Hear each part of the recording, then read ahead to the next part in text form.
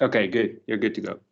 Okay, so we're going to go ahead and kick off the final panel of this conference, panel 5, where we have two speakers. So we have Nancy and Olga.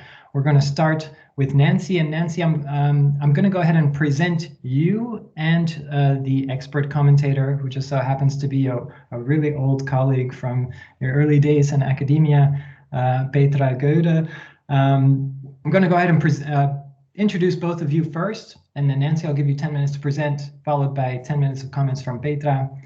Nancy is allowed to respond to that, and then we open it back up. So the same setup as before. So Nancy Bristow is a professor of history at the University of Puget Sound in Tacoma, Washington, in the beautiful Pacific Northwest. She specialized in 20th century American history with an emphasis on race and social change. She's currently researching state-sanctioned violence against African Americans in the Black Power era of the 60s and 70s. And she's completing the first piece of this project as a teaching text for college classrooms focused on focused on the shootings that took place at the Jackson State College campus in Jackson, Mississippi, a historically Black campus in 1970. That's going to be published with Oxford University Press. Nancy's also the author of the book American Pandemic, Lost Worlds of the 1918 Influenza Pandemic, as well as the book Making Men Moral, Social Engineering During the Great War.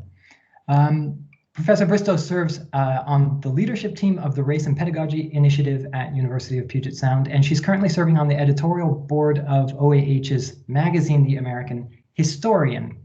So Nancy is the presenter today. She'll be followed by a commentary from Petra Goedde, who is a professor of history at Temple University and editor of the journal Diplomatic History. Petra received her MA and PhD in history from Northwestern University. Her research interests are U.S. foreign relations, transnational culture, and gender history. She has authored and co-edited 4 books, among them The Politics of Peace, published in 2019 by Oxford University Press, as well as GIs and Germans, published by Yale in 2003. She's written articles on cultural globalization since 1945, transnational history, and culture and gender in U.S. foreign relations history. She has served on several research fellowships, among them right here at the RIAS during this past year. So very nice to see her again, but she's also conducted research fellowships with the German Academic Exchange Service, the Charles Warren Center at Harvard, the Shelby Cullom Davis Center at Princeton, and the Center of Advanced Studies at Ludwig-Maximilian University in Munich. Currently, she is completing a co-authored book manuscript titled International History, A Cultural Approach. And Petra, thank you so much for taking time to join us today and for providing commentary to Nancy's papers. I will go ahead and give the floor to Nancy. Thanks again for joining us and for sharing your research with us, Nancy. Looking forward to your talk. And first, can you hear me? Is my microphone working? All right, then let's go. Yes.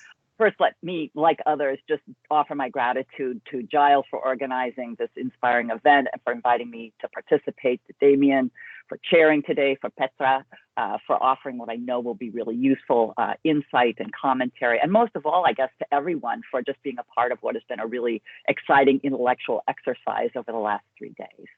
So as I begin, I want to offer a land acknowledgement. I'm joining you from Tacoma, Washington, which is actually still unceded land belonging to the Puyallup tribe of Indians. They are a people that have persisted as careful stewards of the land, of the fish, and of their ancient heritage. And I want to name them to honor them and their ongoing struggle for justice.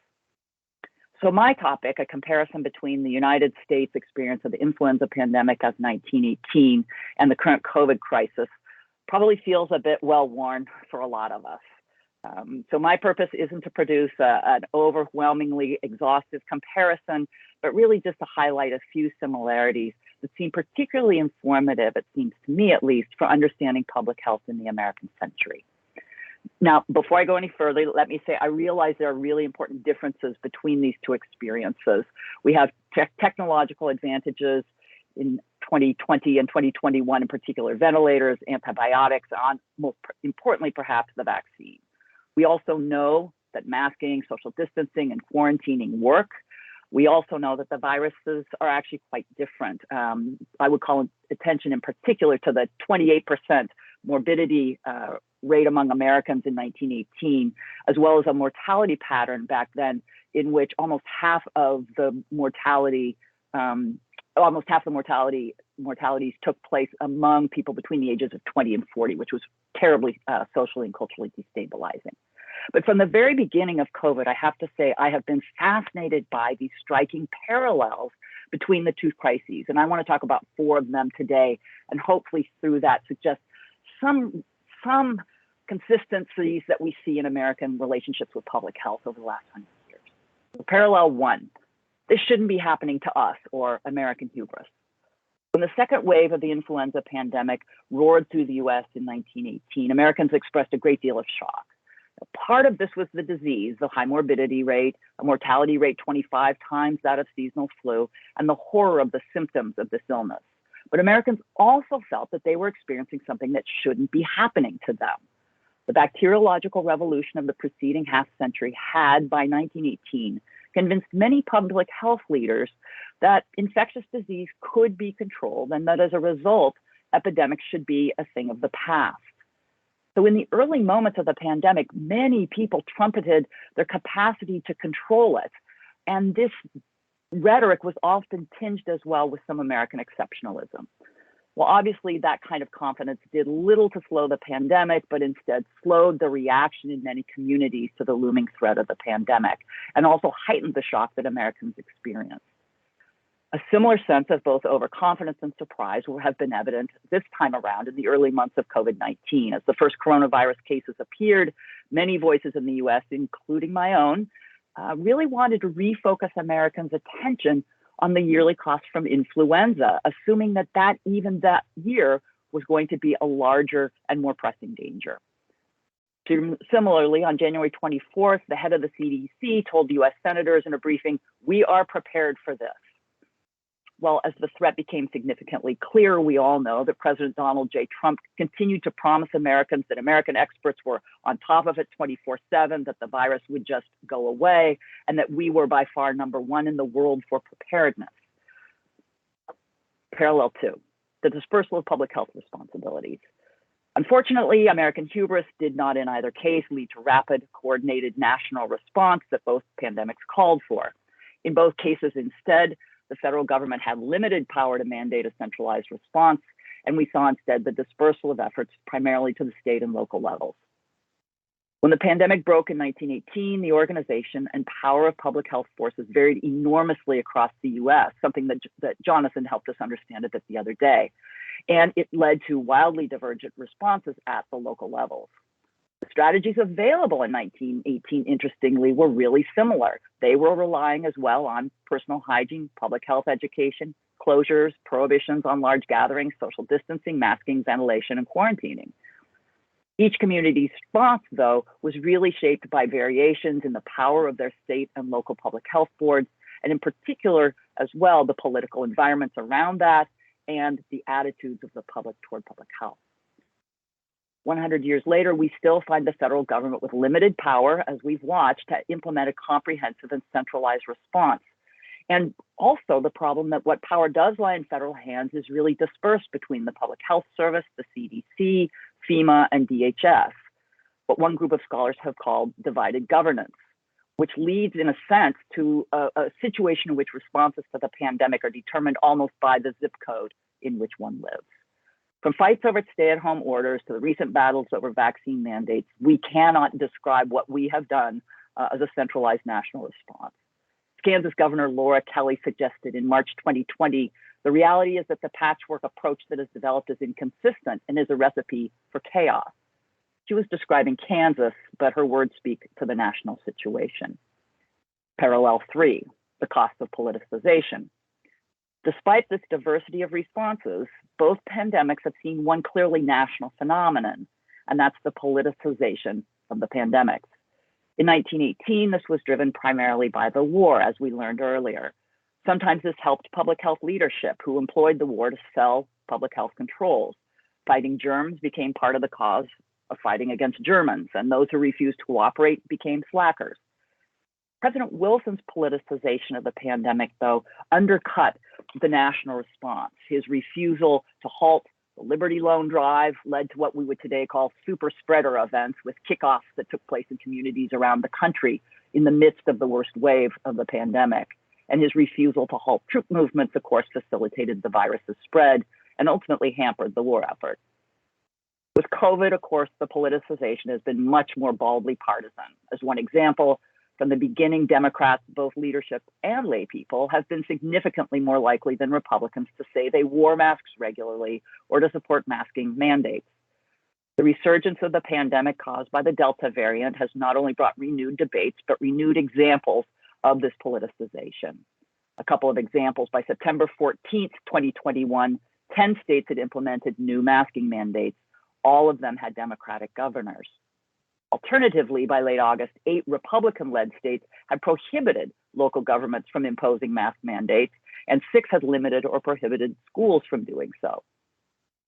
Now, it's true that resistance to mask wearing has come from many places, and in our next paper, we'll be hearing more about that as well. I would call attention to the mixed messaging of the CDC and other public health leadership, Americans' persistent preoccupation with individual liberties, and this notion that wearing a mask is somehow unmanly. But these varying root causes don't change the fact that the pandemic is being employed for political purposes. And in both 1918 and today, this politicization has had profound costs. And those costs, simply put, are unnecessary suffering, trauma, and death. Parallel 4, identity matters. And tragically, these deaths and this trauma has been inequitably distributed in both pandemics. I'll provide just one example here in the category of race and racial disparity. In 1918, African Americans' experiences were framed by disadvantages of racial prejudice and the broader poverty and segregated healthcare systems that created.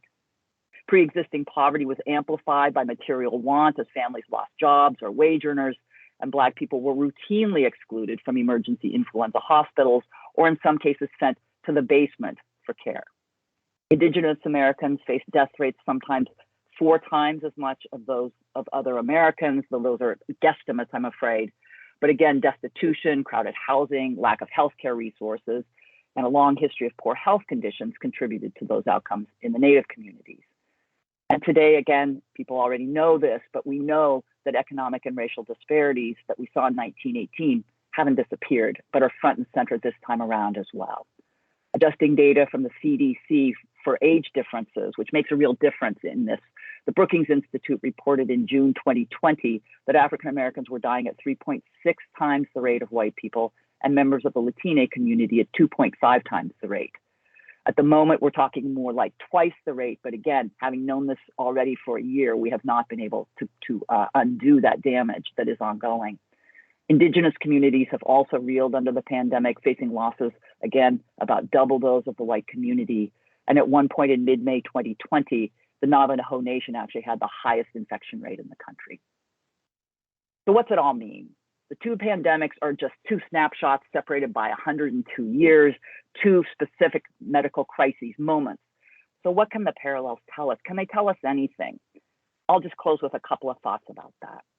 One is that this overconfidence that we created this sort of profound sense that this shouldn't happen to us, I think suggests that Americans really have not come to terms with American exceptionalism, or the sense that while other nations are going to succumb to the whims of nature, we somehow, with our know-how and our science, will be able to dodge the proverbial bullet. I think this belief facilitates this ongoing acceptance of a decentralized approach to American public health, an approach that suggests a deep distrust of the federal government and an ongoing unwillingness to accept the vital role that a federal government should play in the face of a global pandemic. The politicization of both pandemics in turn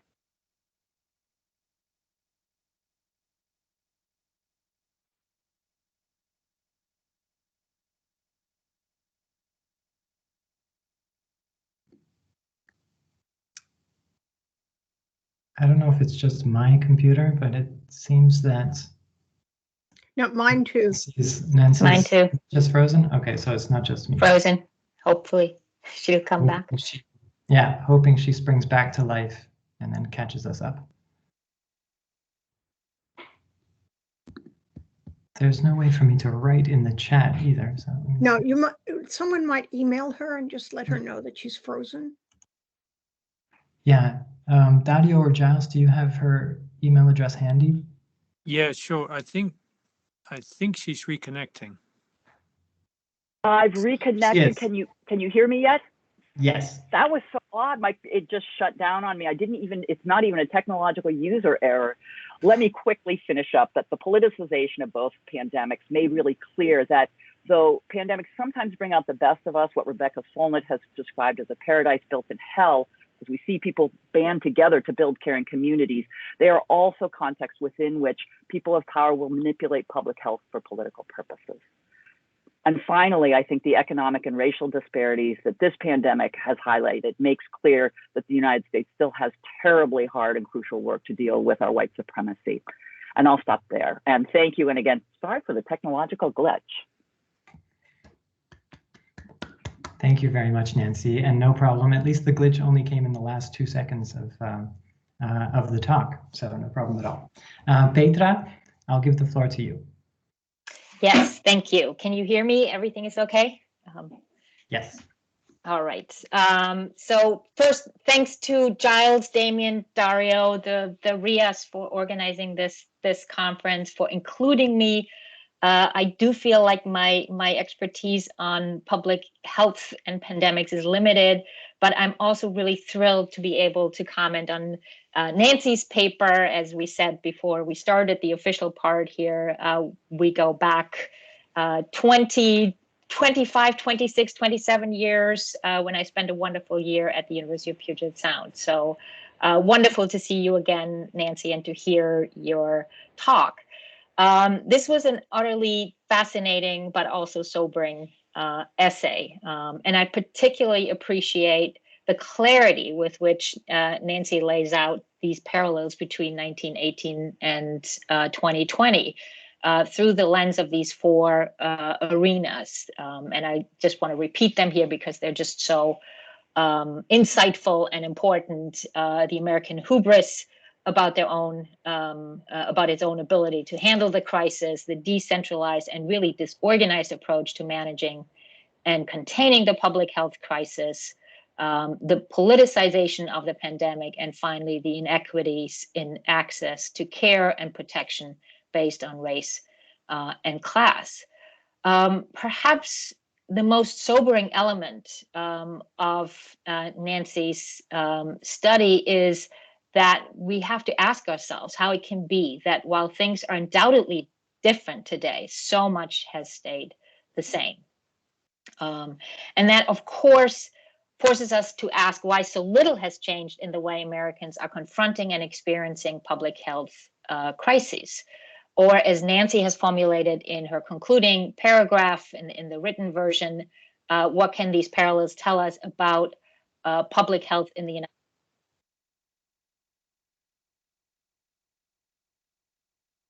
States? Apologies. To put it slightly different and really in the vein of what Giles has laid out at the outset of this conference, has the American century made a difference at all? Has America's predominance in the world since the second half of the 20th century had an effect on how it dealt with the pandemic? Nancy's paper seems to suggest that it has not, and I want to unpack this a little bit. There are two aspects I want to address specifically here. One is American power and its ability to deal with domestic and international crisis. In 1918, the American century might have been anticipated, aspired maybe by the likes of Woodrow Wilson and other internationalists, but it was not realized until the end of World War II.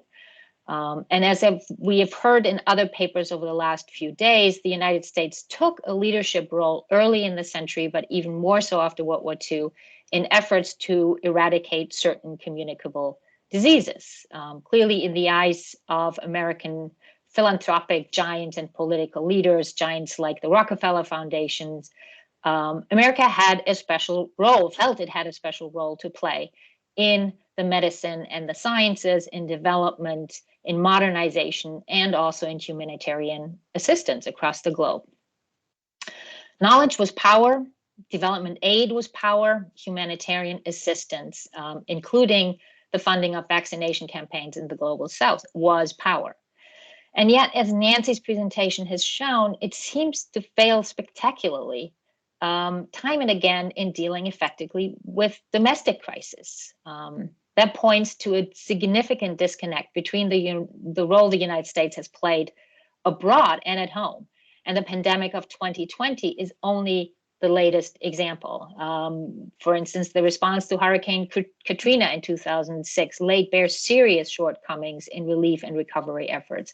And the United States has proven utterly ineffective in dealing with the long simmering epidemic of gun violence, and that includes police gun violence. A problem that puts the United States in a category all by itself among this so-called advanced, and I want to put this term in symbolic quotation marks here, aware of the false values judgment, democracies, so-called democracy, advanced democracies in the world. So Nancy's four angles help explain all of these failures. The United States hubris about its own ability to cope, the reluctance to offer a coordinated federal response, frequent and repeated politicization of this and other crises, and racial and class inequities that prevent an effective response and persist steadily. Nancy's paper laid out clearly the American response to these two crises, separated by a century. And as I was reading, I was wondering whether her findings can be transferred to the global map. In other words, are there similar parallels and inadequacies when we think of these two pandemics in global context? And that is the second aspect I want to explore here. Has the global community's ability to respond to pandemic improved over the course of the century?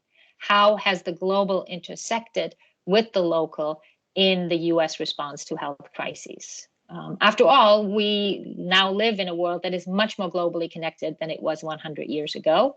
We share more knowledge across boundaries. Our populations interact much more with one another, leading, of course, also to a much more rapid spread of communicable diseases across the world.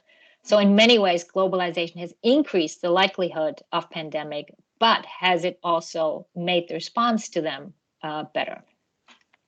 Of course, the flu pandemic of 1918 was already a global health crisis, much as earlier outbreaks of cholera, typhus, and other pandemics had a global reach.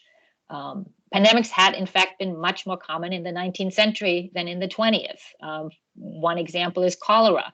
It made an appearance at 5 different moments in the 19th century alone, and every time it traveled across the world. To just name one example, the 1817 outbreak started in the Indian province of Bengal.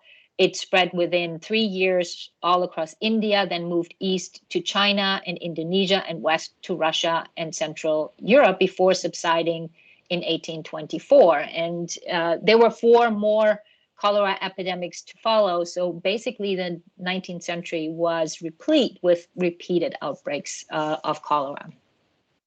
And of course, the flu pandemic of 1918 was global. Ironically, most countries tried to nationalize the disease as foreign, and we're still doing it today. Yes, I was actually struck by how often in an earlier paper, the flu was called the Spanish flu, which of course is not where it originated. We should think of the term the Spanish flu the same way we now think about the China virus, namely as a politicized term. And in fact, a very cursory search reveals that every country had its own foreign name. The British called it the Flanders flu. The Senegalese actually called it the Brazilian flu, and the Brazilians in turn called it the German flu, and so on and so forth. So if pandemics have always been global to some degree, and that's what actually the name pandemic really infers, can we at least see a difference in handling the crisis? Nancy's paper shows some differences, but not as many as we might have expected, showing that responses to the spread of disease are still shaped by local conditions, by customs, by fears and suspicions. But we can see that in 2020, global cooperation was working on at least one level, the level of scientific cooperation. Never before had a vaccine been developed with such speed, and most of the labs developing the vaccines consisted of collaborations among scientists of different nationalities. So funding for the research also came from multinational sources, despite efforts by some governments, including the United States, to gain exclusive rights over certain labs and vaccines. There were no comparable efforts in 1918, no global effort to find a vaccine, though scientists were already collaborating internationally for decades on finding a cure to common diseases like tuberculosis, diphtheria, and others. I shouldn't say there were no global efforts to find a vaccine. In fact, it simply took a lot longer to find such a vaccine. In fact, the first one became available only in the 1940s, I believe.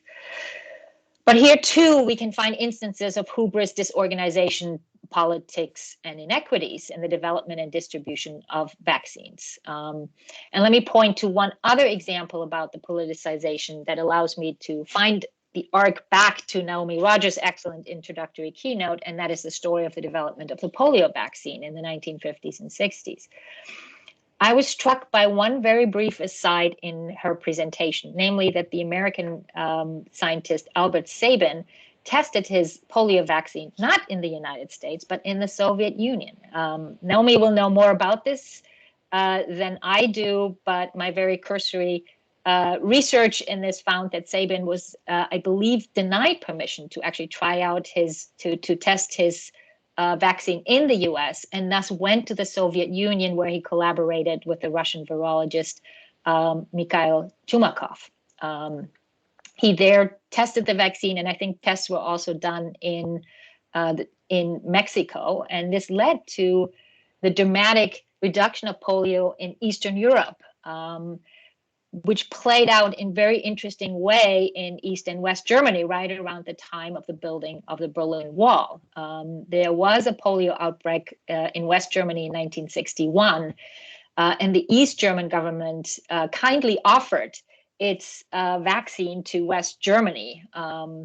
But West Germans regarded this vaccine with much suspicion, obviously because it came from the Soviet Union. It was in West Berlin, actually, that children were first vaccinated because of fears that the virus could spread from vaccinated East Germans over to the West. And even after the vaccine was proven to be effective, the United States took quite some time to approve this much easier to digest Sabin vaccine for the American market. So in short, I've already gone on too long. I think Nancy's 4 elements not only perfectly illustrate the persistent shortcomings in the United States' domestic response to pandemics and other national crises, they also can serve as a model for historians who are researching the global aspects of these pandemics, both comparative and transnational, about how societies confronted a public health crisis 100 years ago and how they confront them now. I stop here, even though there are many more interesting questions that I could ask about it, and I'm just hoping that they come up in the Q&A that follows this. Thank you very much. Thanks, Petra. Nancy, I'll give you an opportunity to respond to Petra's Yeah, question. Petra, the main thing to say is thank you. And I should have known that you would help me think about this in an entirely new way, because it's what you have done since back in the day, when you helped me rethink about the very term foreign relations. As you may recall, you were still working on your first book, and I have never thought about international affairs in the same way since. But this idea of contextualizing within the global, I think, is really useful. And it's I'll be honest, I had not thought about that element of it. It's a shortcoming, I think, of my own work. And I think it's a really useful, it will be a useful exercise for me to do some thinking through of what you've just described. Because I do think, I guess one of the cautions I have about what I've said today is these really are just these 2 moments, right? Lifted out, in a sense, from the context of the 102 years in between them. And so the questions you're asking us to think about in terms of what has this meant in terms of the global Americans' global relationship to health and how we interact with the globe, with the rest of the world as we consider something like the global pandemic we're in the midst of right now. The answer is complex because there's a lot of coming and going and ups and downs and changes over this time. I think something that was just illustrated as we talked about the 1990s with the previous paper. So even as I like the idea of drawing these long arcs across the 102 years, I do it with great caution and want to express that I'm aware of that I've skipped 102 years in between, and there's much to be learned from those years in between. But I think, again, a fifth piece or an overarching framework for me to take into account will be this global element that you've raised. The last thing I want to say before I think we should open it up is your real question is, do we see a difference? And I'm sure I'm not qualified to answer that. Realistically, I think this is a conversation. One of the reasons I like that my paper was so close to the end of the conference is I really think this is a time in which we are all, in a sense, experts on COVID-19 and what has taken place. And so others may have ideas about what we've really been seeing with the international efforts. I will just say that for me, it's been tremendously disappointing to watch the United States, especially under our former president, obviously, withdraw from and be so petty toward the international efforts to make this a global response, which is clearly what you need in a pandemic. As you say, the very definition of a pandemic is that it reaches beyond a single nation. So the idea that we would think this is something we handle unilaterally is just, it's tragic. And it's tragic not just for Americans, but for the globe, because we were such a negative player for so long. As you say, thankfully, we had scientists, nevertheless, that went about their work, for which I remain, like many of us, so grateful. So I would just open up if others have questions, but also I welcome other people's comments on the questions that Petra has raised for us. Anybody who has questions can just raise their hand icon. I don't want to step on Petra's toes because I know she has like 50 million more questions for you, Nancy, but I'm just curious to know a little bit more about how pandemics are politicized. And that this seems, unless you know American history, this seems like so counterintuitive, right? How do you politicize an issue of public health? And I'm just curious to hear, especially since I want to take sort of a couple of your parallels and combine them, where the dispersal of the public health responsibilities to the state and local levels means that the efficiency in which responses were mobilized really took place again at the local level. So I sort of want to ask the same question that I asked Emma in the first panel. How was the pandemic politicized at local levels? Like what kinds of arguments really resonated, in specific situations across the specific case studies across the country? And there are so many different stories, but one classic example, Newark, New Jersey, there is infighting between local political leadership and state level political leadership. They don't get along. And so because they can't talk with one another, the flu becomes something that they battle over, and the response is a completely inefficient response. So you have a similar thing at Kansas City, Missouri. You have two bosses. There's a huge political machine at this historical moment in Kansas City, Missouri, but you have two political bosses in that city, and they have this idea that they're dividing up the spoils of the city 50-50. And then the pandemic arrives, and there's no previous arrangement for how to handle it.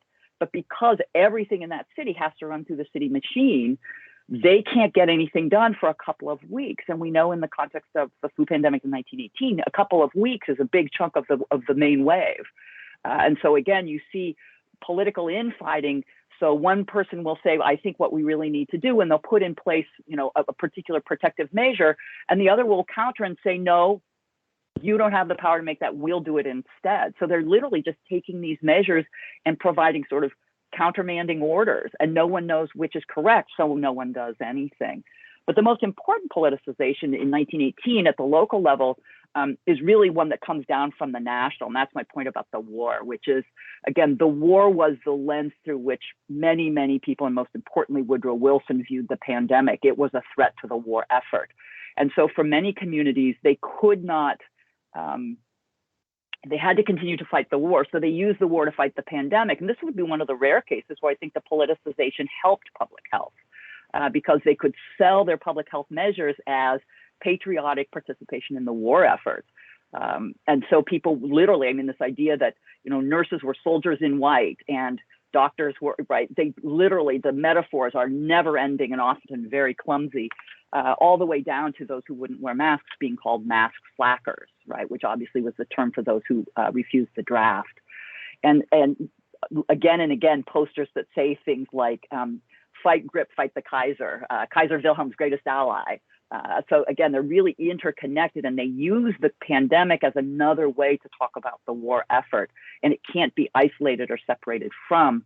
But that, of course, has terrible consequences as well, because troop movements continue and the Liberty loan drives continue, leading to, you know, disastrous consequences in terms of the spread of the virus. So again, it's both politicized in a literal sort of partisan way, but not Democrat-Republican, but rather the infighting in particular communities.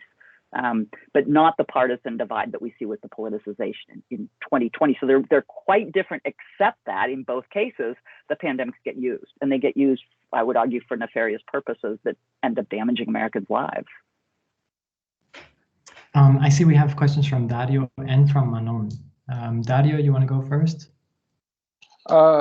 Okay, well, first of all, thanks a lot. I really learned a lot from your presentation, Nancy, from your questions, Petra, from the whole conference, actually.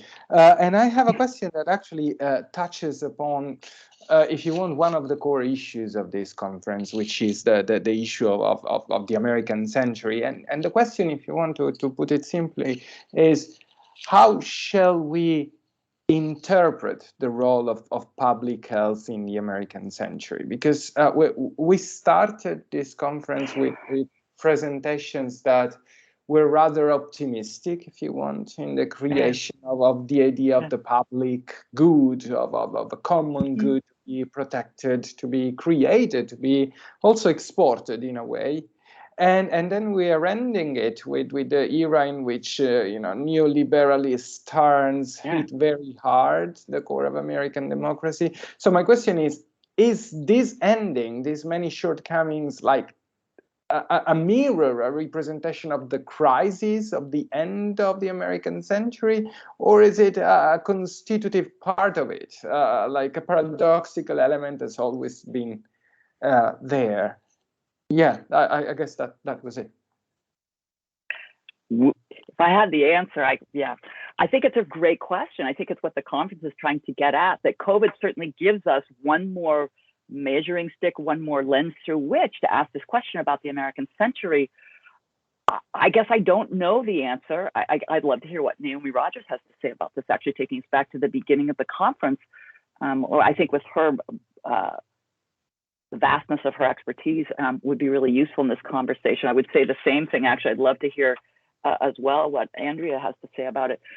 What I would say is two things are true, and they can be true at the same time. And one is that I think we have built up infrastructure and the possibility and the knowledge base to do some things that weren't possible 100 years ago. We also, as Americans at least, have continued to have some of the same, I will call them flaws in a judgmental kind of way, things that are part of our culture that have been part of our culture for 100 years. And I tried to highlight in my remarks about American exceptionalism, a preoccupation with individualism, and sort of libertarianism, and deep-seated expectations that each individual will make their own way. And so issues around poverty, and then finally white supremacy, that really make doing the kind of things that we hoped for as we look at what was true, you know, at the beginning of this century, of the American century. What seems possible is still possible, but our own culture gets in the way, it seems to me. It has become more possible. So I'm an optimist. I remain hopeful that this pandemic could teach us to do some things differently. And then here we are in the midst of the Delta variant, and we're replaying what we did last year. And that makes me very concerned that we are learning anything from this one. We learned very little from the last one, would be my perspective. And I fear we're doing the same thing again. But again, I would love to hear what others have to say, because your question really is one for the group as a whole. Bless the optimists. I want to give Manon the opportunity to pose her question as well. Thanks. I think it's quite related just to those comments you just made, Nancy, actually. And I found both your paper and Petra's remarks just really rich with a lot of interesting lines that need to be pursued in more detail, really. And that was exactly my question that you were just talking about, is why have we not learned from these parallels that you lay out so clearly for us of lessons that we could have taken on board? And especially now that we actually do know more about the social determinants of health, now that's a kind of cornerstone of public health practice. Why were we so wedded to the idea that the vaccine would be the magic bullet? And that is not just an American issue, but I'm just wondering how you think American overconfidence influenced that global obsession with the idea that the vaccine would solve everything. And thinking through our previous pandemics, the lesson of AIDS, which I often talk about with journalists as kind of a forgotten pandemic because we've skipped straight back to influenza instead, that was supposed to have introduced a kind of biomedical pessimism, that actually there were limits to medical mobilization and there is no AIDS vaccine, So where did we get this renewed faith and optimism from right now, I guess?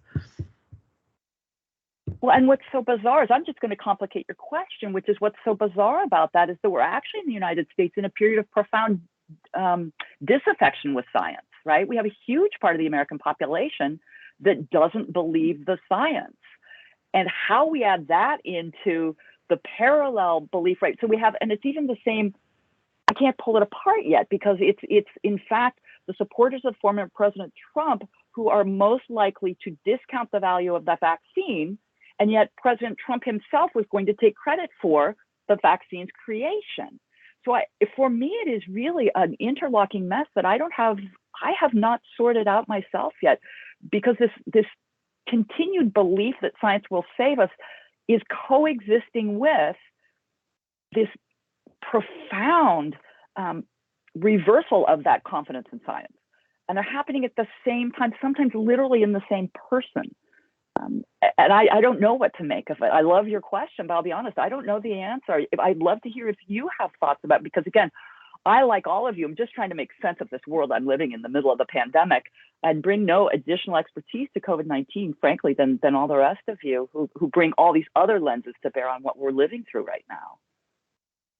My only answer would just be that it's simpler, right? That nobody has the time, energy, resources, or commitment to address all of the social determinants. So it's like just a more simple thing to focus and mobilize around. But it still amazes me, like you say, that the same people can hold such extremely contradictory opinions at the same time and shape policy around them, Andrea, you also have a question? Oops. I just wanted to, if it's okay, add to what Manon and Nancy are saying. I just think Americans like a quick fix so much, and feel so deeply inconvenienced and offended by having to modify behavior in any way. And so the idea that this magical vaccine was going to come and we could still eat indoors and have our parties, right? That why wouldn't we just believe that thing is going to be the thing that fixes us? And I think I just really join Nancy in feeling stuck about this moment of deep civil unrest. We're watching school board members be attacked by parents of school districts. There's a school board member in Florida who is pro-mask, and parents who are anti-mask have called Child Protective Services and said that they've seen burn marks on this woman's child, and now have she's being policed. And so that's a stark example, but this is happening in at the local level all over the country right now. And I hate to be a pessimist, but it is hard to imagine our way out of this in a more unified fashion, because since our former president became president, those divisions have just grown so significantly, and he's so effectively undermined trust in the government, and really in each other, right? That just the total completed erosion of the social fabric and this idea that like we owe something to each other. And so I just share this sort of question and a slight despair over like, what comes next? Because I certainly have not seen like this level of discord. Sometimes we see it at the federal level, but at the local level, things function a bit better. And right now we're seeing like just so much division at the local level. So I don't offer any solutions, just adding to the question. No, thanks for that, Andrea. Naomi, did you want to add to that? Yes, if that's okay. I just wanted to add a little bit. I think that these are really important and challenging questions, and really should be at the heart of what all of us are trying to deal with. Thinking about some of the examples I gave in my keynote, I think about Basil O'Connor's vision of the March of Dimes, in which he believed that you could fight polio by communities coming together with the help of the March of Dimes, and that communities would in fact be the central way that the scariness of a polio epidemic would be handled. But at the same time, he believed that communities, or perhaps groups of individuals, were completely different from government response. And he felt that government response, at least for his disease and possibly for others as well, was completely inappropriate and maybe even undermining of what he saw as true American values, including the value of community. So that you have this very strange, I guess from our point of view, strange double vision, which is community response is absolutely critical, but government response is against American community. So just to throw that out. Yeah, if I could just add to that, it's also the question, one question is really, would the March of Dimes today would be as successful as it was back then? Because this is a period in the 1950s that was governed by consensus, political consensus, social consensus, of course, excluding a lot of members of the American citizenship. And this is where, I think it is, Nancy pointed this out, it is important that these are two snapshots. And my question really is like, what is happening in between? We do have the New Deal period, we do have the 50s. And as much as we hate the 1950s for a lot of the things that happened there, including anti-communism and restrictions on free speech, there was sort of a consensus, what we call a liberal consensus about what citizenship meant, and also the volunteer spirit, and also belief and faith in scientists, which is eroding has been eroding steadily since the 1990s, where we now live in an almost anti-intellectual period. And that's sort of the interesting question. And that's where I'm always coming at the US from the outside, comparing to what is going on in Europe, and also traversing over the last year and a half between Europe and the US, the differences and varieties in responses to mask mandates and things really were enlightening. And it also showed me that while we might want to believe that Trump was an aberration, it's not. It's a symptom of a larger development that has been spreading to Europe, or that has its root as much in European, or we find aspects of this in Europe as well. And that's the sort of the bigger concern that we all have to grapple with now, because it is not just, we cannot put the genie back in the bottle by just refusing to let Trump back into politics. It's something now much, much bigger. I think that's probably a good note to end this this session on. Not a good note, sort of a somber note. Sorry, Petra. But I want to thank all of you for participating in this discussion. And I think a lot of the points that were raised just now are going to be continued in the next discussion on the next presentation by Olga. So thank you so much, Nancy, for your presentation, and thanks, Petra, for your comments. I'm going to go ahead and introduce our next presentation.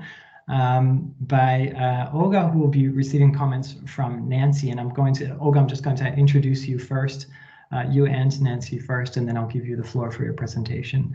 So Olga Thierbach-McLean lectures at the University of Hamburg. After studying North American literature, Russian literature, and musicology at University of Hamburg and UC Berkeley, Olga earned her doctorate in American Studies at UHH.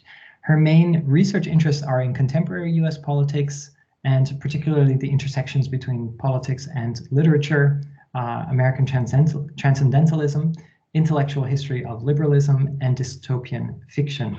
Currently, her projects are focused on the cultural appropriation debate as an aspect of American political exceptionalism and on the reimagination of cyberpunk genre as social criticism. Olga will be receiving comments from our colleague Nancy Mykoff. Nancy Mykoff is an associate professor of history and gender studies at University College Roosevelt in Middelburg. She earned her PhD in American history from New York University with a dissertation that focuses on childhood at play and women at work by examining culturally Jewish summer camps between the two world wars. Nancy has held research fellowships all over the place with the Dutch Ministry of Education, New York University, Smithsonian Institution, Temple University, and the Jewish Historical Society of New York, among others. Nancy currently teaches courses on American gender and media studies from a liberal arts and science perspective. And her current research explores transnational life writing, trauma, and media. So both Olga and Nancy, thank you so much for joining us. And Olga, I'll give the floor to you. Yeah, thank you for this introduction. I have to say I'm a little bit nervous because I had problems with my internet connection earlier, so I'm hoping that I can get through this without major hiccups here. So in my paper, I'm looking at the ways in which the interlinked effects of masculine norms, individualistic values, and conservative political attitudes impact US discourses on COVID-19. And recently, several studies have found that conservative American men are particularly at risk from the virus. So the obvious explanation is the influence of Donald Trump, who by politicizing the pandemic and presenting himself as kind of this virus-defying strongman, set up the health crisis as a fiercely partisan and gendered issue. However, a narrow focus on his personal influence tends to block out the wider cultural context in which this conflict has been amplified and sustained. In many ways, Trump has just been the fuse that lit the fire on a national mentality steeped in anti-statist and individualist ideals. So I argue that the cultural emphasis on male-connoted traits such as competitiveness, autonomy, and personal force not only makes it harder to accept personal restraint as an instrument for positive collective change, but also deepens ideological and gender divides in this pandemic. So international data show that men are in general more likely to die from COVID-19 than women. There are biological reasons for this, but they do not fully explain the higher toll the virus is taking on men. It has been found that social constructions of gender play a major role in the emergence of this disparity. For instance, one study argues that masculine norms can encourage men to take risks and be more individualistic, meaning that they take lockdown and social distancing rules less seriously. So the same behavioral codes of toughness and stoicism also make men less likely to seek help once infected. So as for the specific situation in the US, 13 men have died for every 10 women approximately. So this ratio of male fatalities is higher than in most other Western societies, but there are also outliers, like, for example, France, where the gap is even wider. And on the other hand, countries like Finland, the ratio is basically the same for men and women. This just serves to underline the impact of cultural factors in all of this. And in the US, these numbers have also to be read against a troubling new manifestation of American exceptionalism, namely that the US has been the country with the highest total number of infections and deaths worldwide. In other words, being an American resident and being male have turned out to be two compounding risk factors. In addition, conservative political partisanship has emerged as a culture-specific risk factor. In contrast to many other Western societies where resistance to anti-contagion measures spans the entire political spectrum from the far right to the far left, in the US, conflicts over how to deal with the crisis have been fought mainly along liberal conservative fault lines. This kind of focused political antagonism of the two political camps created a particularly explosive social atmosphere. So we have seen this erupt in the plot to kidnap Michigan Governor Gretchen Whitmer in defiance of her stay-at-home orders, and in the Capitol riots, which were fueled by a mix of stop the steal grievances and anti-restriction sentiments. And the strong male Caucasian presence in the pro-Trump camp has consolidated the image of Trumpism as a movement of angry white men. However, it's also important to note that Trump's gendered appeal is more racially diverse than is often acknowledged. After all, a quarter of men of color voted for Trump in the last election, despite his openly expressed sympathies for white supremacists and his various racist comments. So it seems that in many ways, Trump's appeal as a male identification figure actually is strong enough to override racial concerns.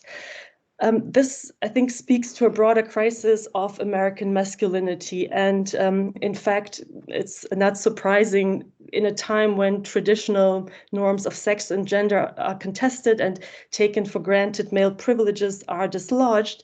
Many men stand before the profound challenge of completely rethinking their self-images and behavioral patterns. But at the same time, conventional images of male dominance and independence are promoted as strongly as ever, particularly in pop culture, which creates disorienting cultural signals for what it means to be a man. And the associated psychological tensions have only intensified with the pandemic.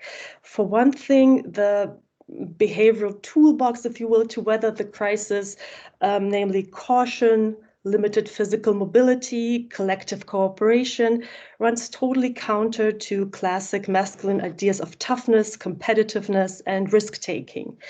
And what is more, lockdowns and shutdown economies have taken away many men's concrete financial ability to live up to their traditional role as providers. And with that in mind, it is not really surprising that the mega agenda of kind of just dismissing the pandemic and returning to the alleged good old days particularly resonates with men. But this also creates a self-reinforcing logic in which masculine self-images and hostility to anti-contagion legislation become part of the same ideological package. And while similar dynamics have also emerged in other Western societies, generally speaking, they manifested in less dramatic forms, I would say. And one reason for this may be that American men in many ways have to operate against a more challenging cultural baseline. That is, compared to members of to male members of Western societies with more collective-minded intellectual traditions and more general social safety nets, they are more under more practical and psychological pressure to prove their ability to be self-reliant, basically. I would like to stress here that ideals of independent selfhood are by no means exclusively conservative, but are actually shared across lines of political affiliation. However, differences have manifested in the political camps. While American liberals are prone to phrasing individuals' ideas in the name of diversity and the right to choose, conservatives typically cast their arguments in terms of freedom from government. But in this pandemic, we have seen a deviation from this pattern in that conservatives have taken to the classic liberal language of individual conscience and personal dignity to make their case against restrictive measures. For example, former Attorney General Bill Barr has equated stay-at-home mandates with slavery, and in the same vein, the pro-choice motto, "My body, my choice," is now being repurposed in opposition to masks and vaccines. But I think the ideological inconsistency becomes very clear when put vis-a-vis the public security measures following 9/11. In the wake of the terrorist attacks, US society has seen the most restrictive reorganization of public life in recent history, with Americans of all ages being subjected to intrusive controls in everyday situations. And yet no visible conservative resistance has formed under the banner of protecting personal rights. This contrast in the public reaction to 9/11 versus COVID-19 is often brought up as evidence how much American society has changed and how much more divided it has become. But I would argue that the unattractiveness of preventive behavior for conservatives is not just a sign of the times, but a product of more long-lived gendered paradigms.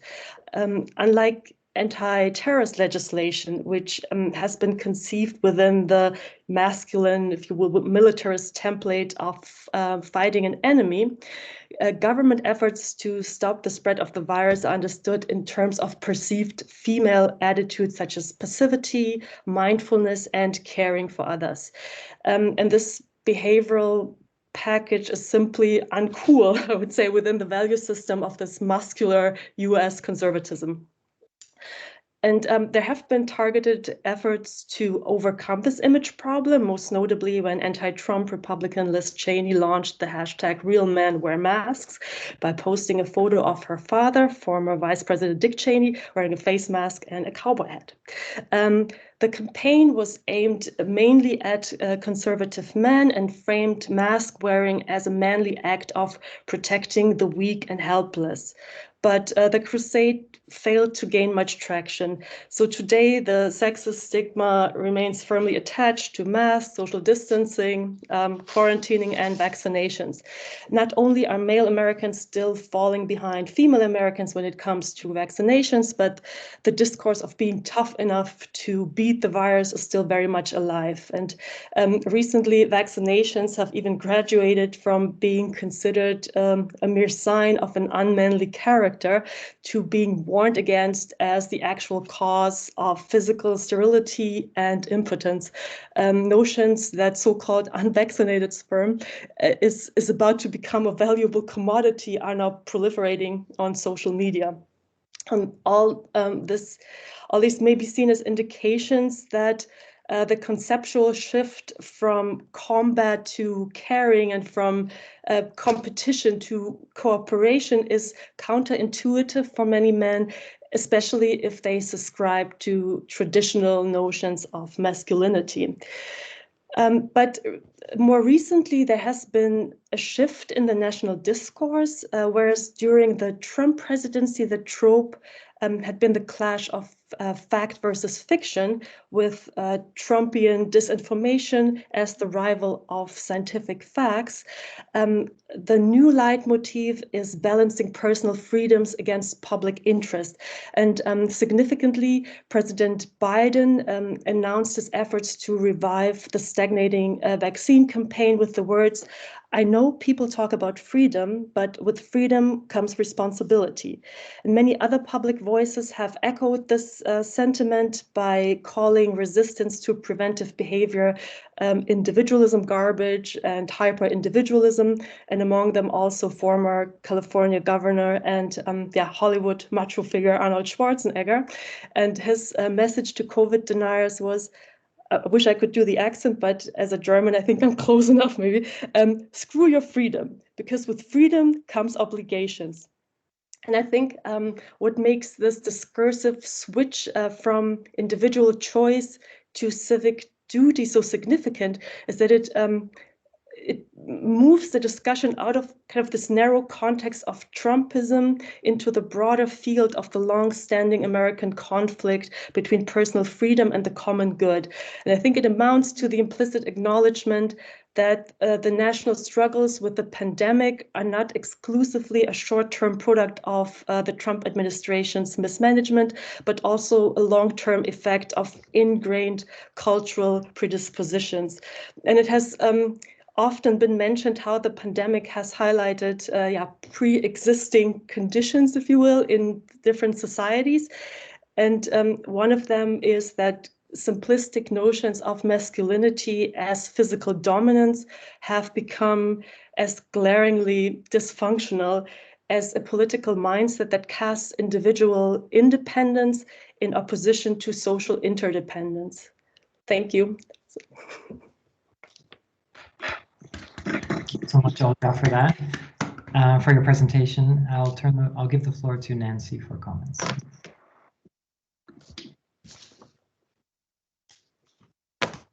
Nancy, you're still muted, I think. Okay, is that better? Yeah. Okay, great.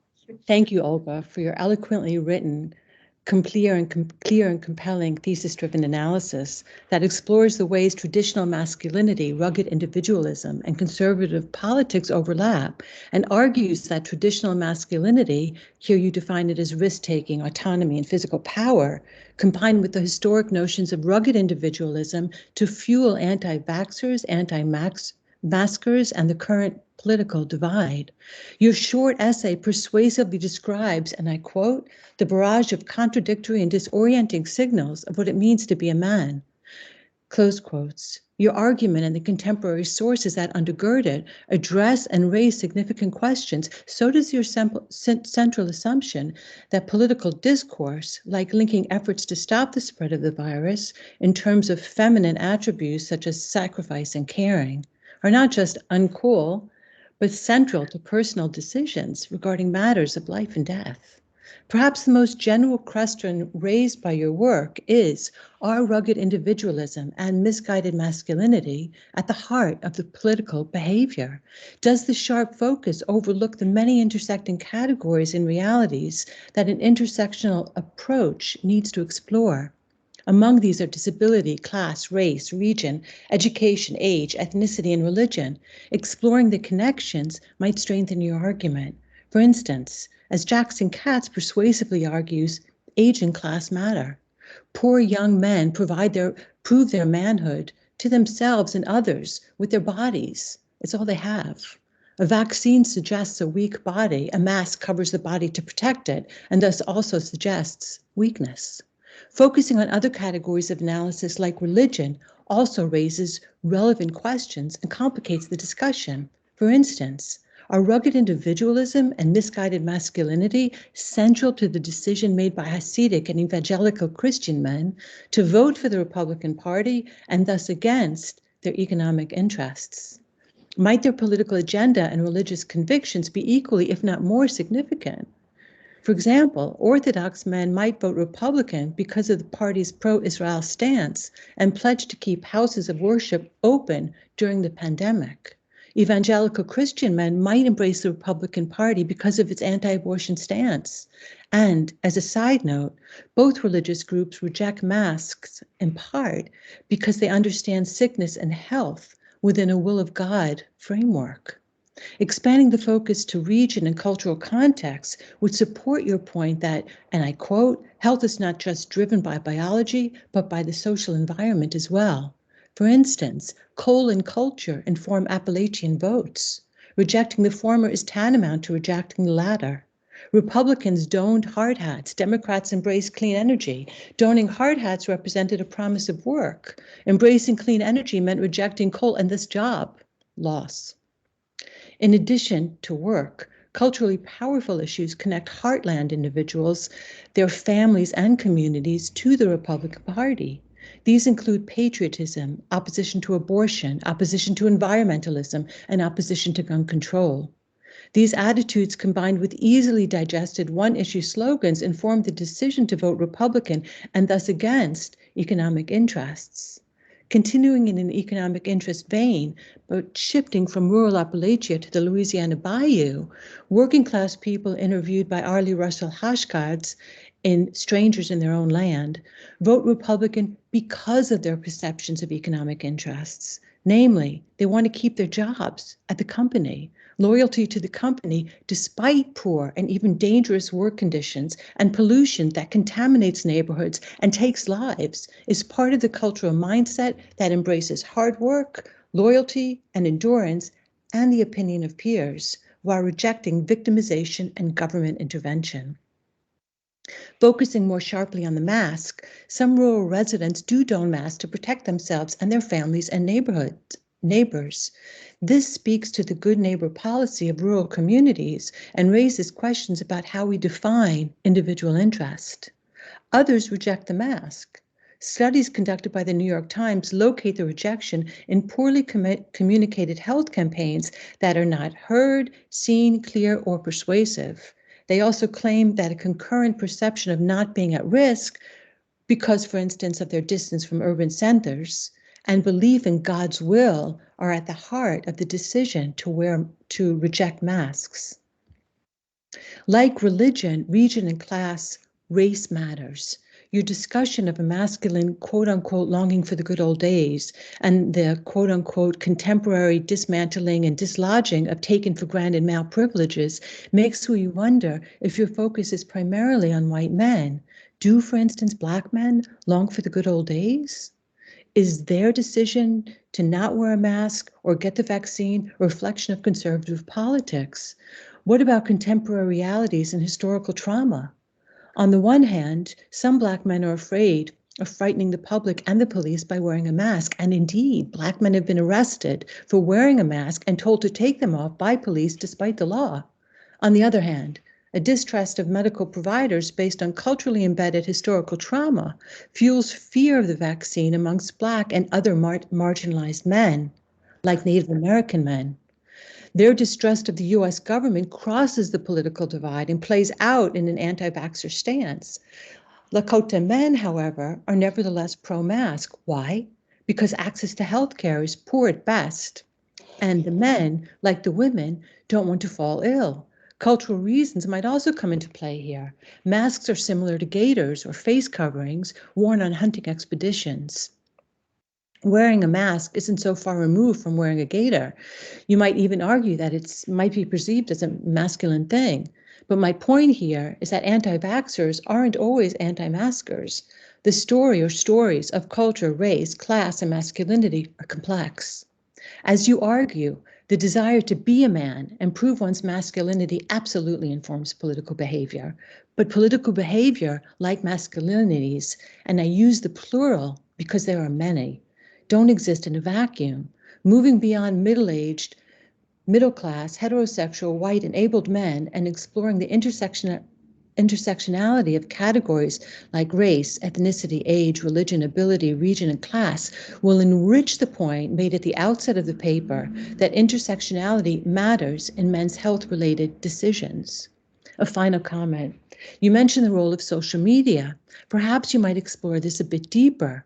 For example, maybe meta-individualism as well as, or instead of, rugged individualism informs the contemporary decision to wear or not to wear a mask. Maybe, for example, social media influencers like Ben Shapiro, rather than the rugged individual personified by the Marlboro Man, influence the personal decision to forgo a mask and reject a vaccine. Really, finally, thank you for spotlighting how notions of gender shape political discourse, personal perceptions, and even experiences of sickness and health. You raise important questions about masculinity and masking up that I hope we will address today. Thank you. Thank you, Nancy, for those thorough comments and questions. Olga, I'll give you the opportunity to respond first to Nancy's questions. Yeah, thank you very much for this collage of aspects that tie into and expand this topic. And I have to say, especially in this brief format, it was really hard for me to kind of interrelate this multidimensional, these aspects of cultural identity, gender identity, and racial and political ideological identity, just because it's so multidimensional and multi-layered, so that it's really hard to pin it down. And so I feel like I always run the risk of being a little bit impressionistic about my conclusions. But yeah, I appreciate like all these different aspects, especially with race, because I did focus on this kind of typical Trump clientele, and with social media, which I think this new kind of individualism that the creation of self in this media space is also very different from maybe traditional rugged individualism that has been shaping American discourses for a long time. I think it's a different flavor to it. Yeah. But it adds to your really interesting and engaging and compelling arguments. So it's not one or the other, it's both. Yeah. And perhaps more. Yeah, thank you very much for these inspiring arguments. You're warmly welcome. One parallel I think I hear, Olga, in your presentation and in some of the comments that Nancy was raising as well, and with the session that we just had, so on Nancy Bristow's paper and the discussion that followed, is this focus, as you focus on your paper, is on individualism, and how that connects with masculinity. And I think that one parallel is that there is this notion, especially with this particular pandemic, the corona pandemic, the narrative is very much that people of able-bodied, more or less young age don't really get sick, and so it's not really their problem. And that sort of connects to a broader, if you look at the broader context, it connects to this broader notion that Americans really shouldn't have to pay for somebody else getting sick. They're not going to get sick.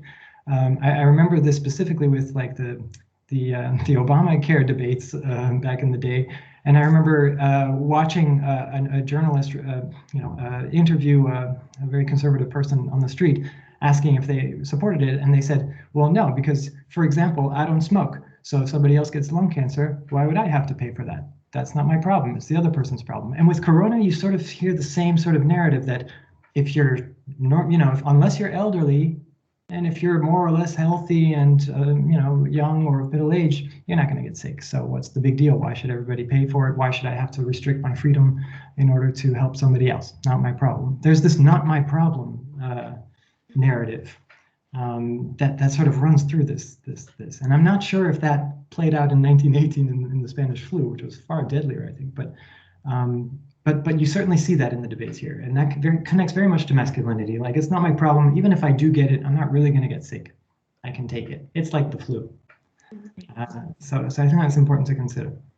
And that reminds me a little bit of Emerson's famous quote, that I grudge the dollar, the dime that I gave to the poor. Are these my poor? And I think as this figurehead of individualism, he has formed many of the discourses in the United States. And I think this idea that your circle of belonging is something that you individually choose, that is personal, but social responsibility as a given is the sense that we are responsible beyond the circle of our choosing is culturally underdeveloped a little bit. Yeah, and it's disturbing. I mean, okay, so if anybody has a question, you can go ahead and raise your hand icon. Even just continuing the discussion that we had, that we started to touch upon in the previous presentation.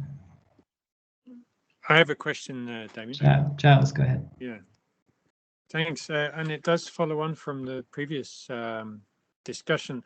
I wonder if we could say a bit more about this interesting relationship between masculinity and science, because it made me think, thinking back again to Naomi's keynote and those wonderful images of the health heroes, Walter Reed, basically white doctors, white physicians who were saving the population, and how these were images were kind of multiplied throughout American popular culture. And now here we have a situation where masculinity is clearly expressing a deep distrust of science, a field which still remains male dominated. And I just wonder what's going on here. Obviously, we have a breakdown in trust of expertise and authority. Okay, I get that.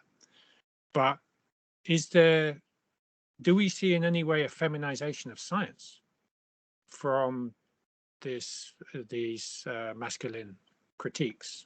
How is science, in other words, being portrayed from this this version of American masculinity, which has become so profound? Again, thinking back to Trump, as you mentioned, Olga, and how he really, treated his own science advisors with contempt. And is that something that expresses a wider phenomenon to do with not just masculinity but also femininity and science, for instance? I would say that this strongly male-connoted idea of absolute self-reliance has also fostered this idea that we're not only responsible for ourselves materially, but also kind of has fostered these self-referential modes of truth-finding. And I mean, it's there have been some publications, and actually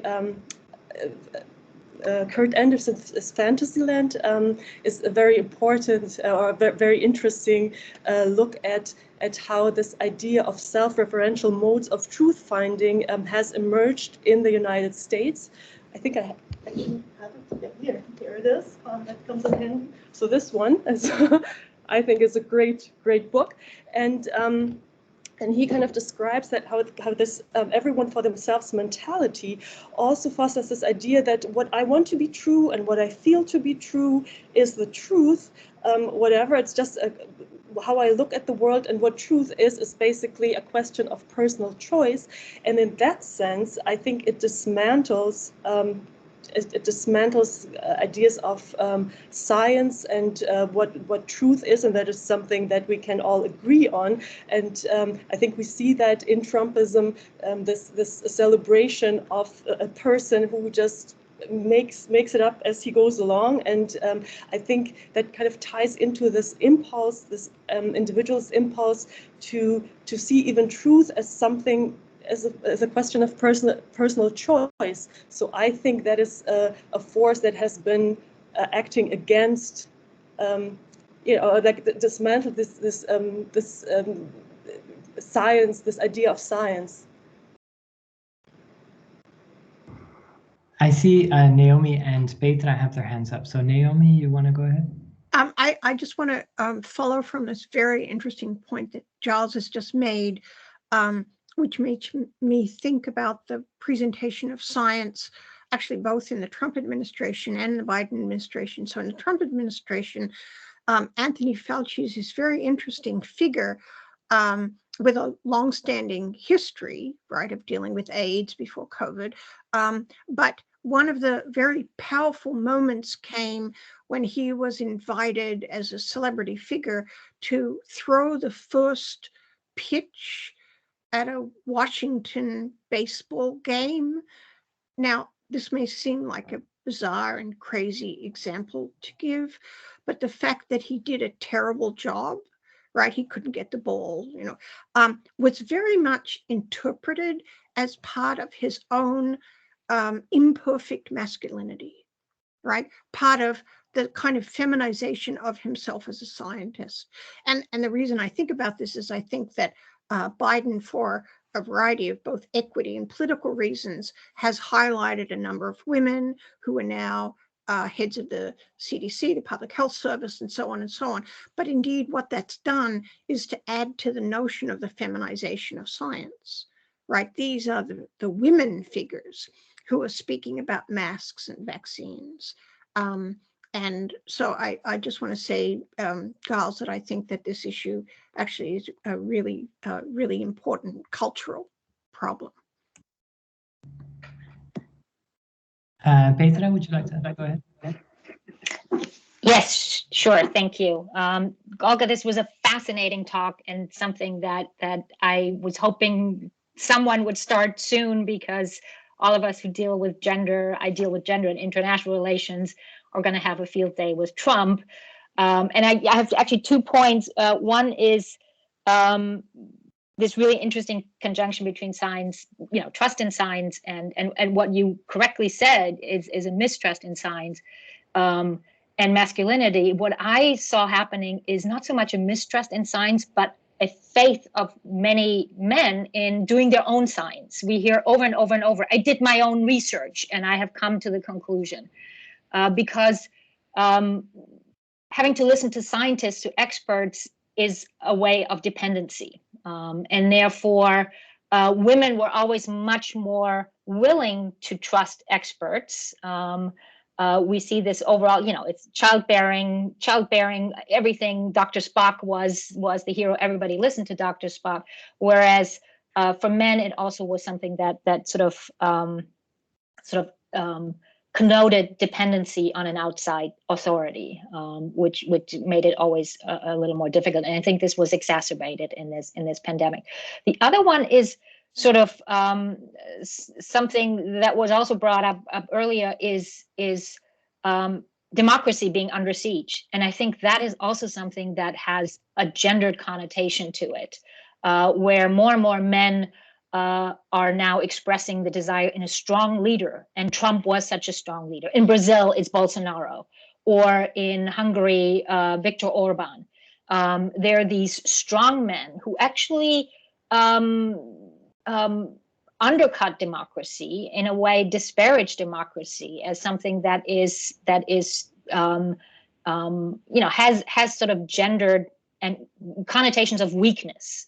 And this is a very troubling development that I see, not just in the U.S. but globally also, where there are these gendered connotations that are attached to democracy as a political system, that we need more powerful politicians, more centralized authority. Ironically, going in the opposite direction of taking away power from the federal to the state level. I wonder whether you see that as well. Yes, and I've actually written about this ambiguity that is inherent in the individualist idea of the independent personality, because on the other hand, it is the basis of democracy, because we are all the same and we all have the same rights. On the other hand, individualism is also about the individual person rising above the crowd, kind of, transcending and transcending limits. And so I think this fascination with leaders is actually very compatible with traditional individualist paradigms. And again, I'm thinking of Emerson, who is like this a major figure in American liberalism, but on the other hand, he celebrated Napoleon and his force and his personal strength, and that he was ruthless when he needed to be, and to fight for his goals and to attain his goals. And so I think this contradiction goes back to centuries to when. This typically American individualism was formulated. I think this contradiction was already there.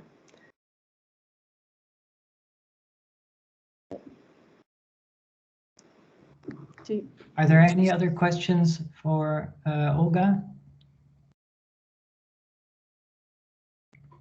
Okay, so I also think that this conjunction between masculinity and science is very important to take into consideration, and masculinity and strong government and democracy. So these are very good points. Olga, I want to thank you so much for sharing your research with us, and Nancy for your comments. We are ending this session right on time, which is really good for Giles and those of you who are joining us from RIAS, from the RIAS location, because I know that they closed down the building like at 6:15. So Giles is going to get kicked out anyway in about 15 minutes. So it's good that we're on time. Giles is going to conclude the conference with some final remarks. So Giles, I'll go ahead and give the floor over to you. And if security guards walk in the middle of his talk and just sort of grab him by the collar and throw him out, then apologies in advance. Thanks, Damian. Thanks a lot. I actually came home to avoid the security guards and to enable me to deliver a 1-hour closing speech. No, I'm joking. I'm joking. I just came home because it's Friday and it's 6 o'clock, and it would be more comfortable to round off this event. My goodness, I did jot down a few notes. I'm going to keep it brief. Firstly, how do you know when you've been part of a really good conference? Well, when your kind of basic coordinates, your disciplinary coordinates have pretty much been blown away. I am really it's really been a tremendous 3 days, and I think that came down to not just the quality of all the participants, speakers and commentators, but the diversity of knowledge and disciplinary perspective has made this really special.